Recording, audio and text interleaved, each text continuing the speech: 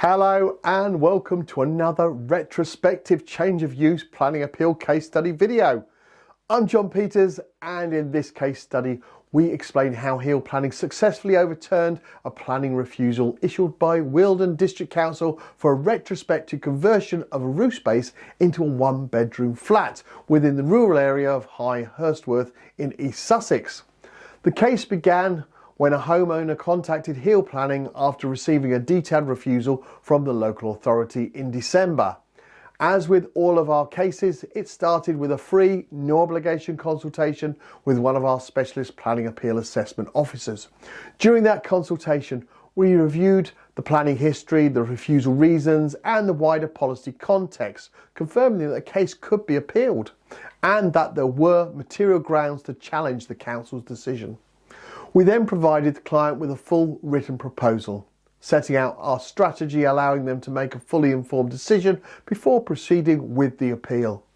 Wealden Council refused the application for two principal reasons. Firstly, they argued that the site is located outside the designated development boundaries and therefore within open countryside in the High Weald National Landscape.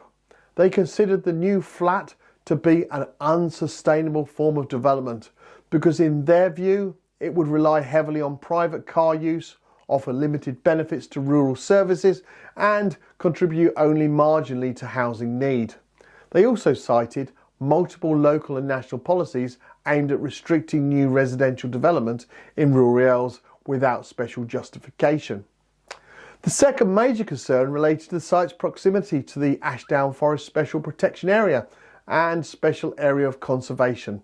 The council argued that an additional dwelling could increase recreational pressure on the unprotected landscape, potentially affecting sensitive habitats and species such as ground nesting birds, because no mitigation measures such as contribution towards suitable alternative natural green space or access management schemes had been secured at application stage.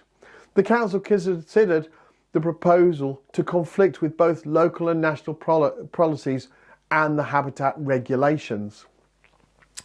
The appeal was taken to the Planning Inspectorate, where a site visit took place early October and a final decision was issued shortly afterwards.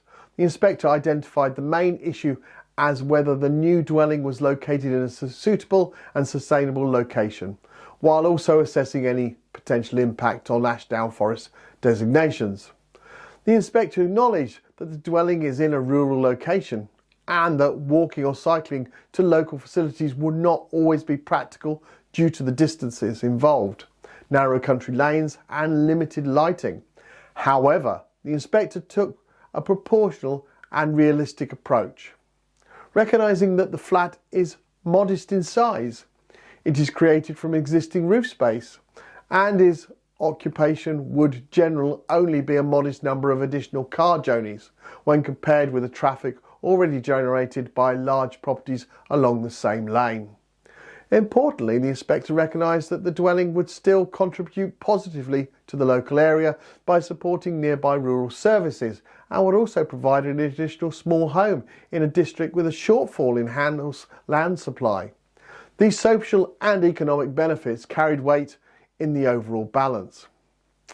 On the environmental side, the inspector undertook the legal required approach assessment for the impacts on the Ashdown Forest SBA and SAC, while acknowledging that the dwelling could increase recreational use of the forest and could add slightly to, in combination, air quality impacts. The inspector concluded that these effects would be fully mitigated.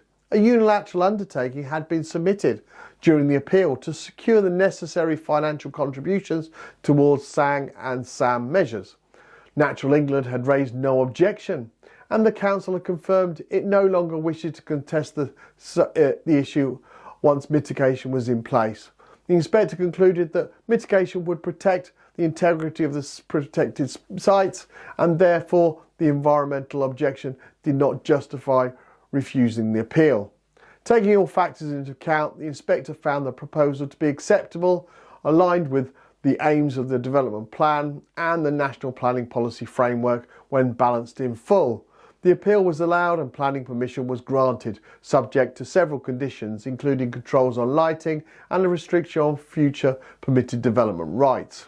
This case demonstrates the importance of a detailed planning argument, a clear understanding of rural policy and proactive use of mitigation strategies near sensitive environmental designations. HEAL Planning's structured approach, from initial free consultation to the preparation of the bespoke appeal, was key to achieving this success in full. If you've received a planning refusal and want a free, no obligation consultation assessment, visit our website on www.planningappealsuk.com, and a member of our new case assessment team will be more than happy to run through your case with you. Thank you for taking the time to watch this planning appeal case study video, being a retrospective one of that as well, and I look forward to producing the next one very, very soon. Bye for now.